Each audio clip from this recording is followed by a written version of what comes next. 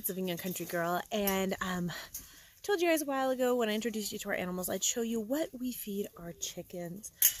So I don't have anything in particularly special that I do per se. I do ferment our food, which I kind of briefly talked about when I showed you our morning routine.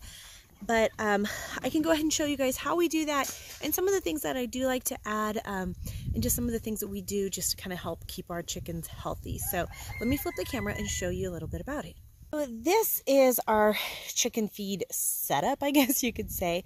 I pretty much, this particular brand was just one that our local small feed store carried. I pretty much will usually use either Nutrina or I will use whatever brand that the pet store has, like their name brand or whatever they have. And I have found that to be a good choice. I do avoid Purina. I won't feed them Purina. Personal reasons, just don't trust it, don't like it. But other than that, I'm pretty open to whatever kind of feed they have. Now this is a layer pellet. It is 16% protein, I believe. Yeah, so we have 16%, 15% protein. And so it's really great as far as, you know, there talks a little bit about it. So this is what we are doing right now. I do at different times of the year, I will add cracked corn for either just throw a scoop in there, or black sunflower seeds if they're molting a lot. So it just kind of depends on what is going on, if I'm going to supplement with different things. But on a general day-to-day basis, I feed them this fermented food. All I do with this is I literally take about 2 scoops of our feed scoop of dry food, and I put it in this 5-gallon bucket that I have, along with a lid. You want to make sure you have a lid, or you're going to find you have yuckies in there. And then I simply add 2 teaspoons of brewer's yeast powder. Let me show you guys the brand. Okay, so this is the brewer's yeast that we use. I picked this one up off of Amazon. We also give this to our horses, and then our dogs actually take tablets. But this is the brewer's yeast that we use, and I just add basically 2 teaspoons into the 2 scoops of dry food that I then top off with water every day. Now, normally during the winter when I feed, I don't have to necessarily, I can make bigger quantities. I have actually done a whole bucket, you know, for more fermentation, like at a time, like a bag at a time, and covered it. However, in the summer, because of our hot environment, this has been sitting since this morning. I prepare it in the morning, and then it sits here all day. And let me grab this little shovel I have here. Just picked this up at the dollar store. So you can kind of see the consistency. You can see it bubbling, which is that fermentation process. Because it is so hot here right now, if it sits more than a day, it kind of goes from fermented to spoiled. So you can literally kind of smell the fermentation in it, and that is just going to create a really good bacteria for chicken stomachs. If you raise chickens, you know stomach issues seem to be a problem with them. So, you know, having a good bacteria in their stomach is good. So fermented foods is really good. I also will add some garlic powder. I am out of it right now, so I only have their brewer's yeast, but that is what I do.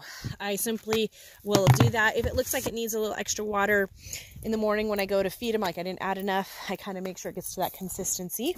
And then, normally at night, their bowls are empty. There's nothing left. So we have about 30 chickens. The weather's a little warmer right now, so they're not eating quite as much.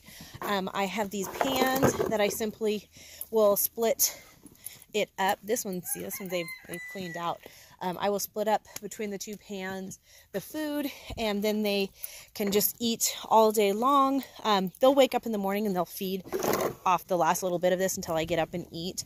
And then what I do is, I don't know if I can open this, I actually have scratch grain, and I add diatomaceous earth to that, just as a help for... Sorry, my daughter was talking to me. So I'll go ahead and add diatomaceous earth to also help with fly control and stuff. So that is what we do. For feeding our chickens, that's what we feed them. I do add different essential oils as needed.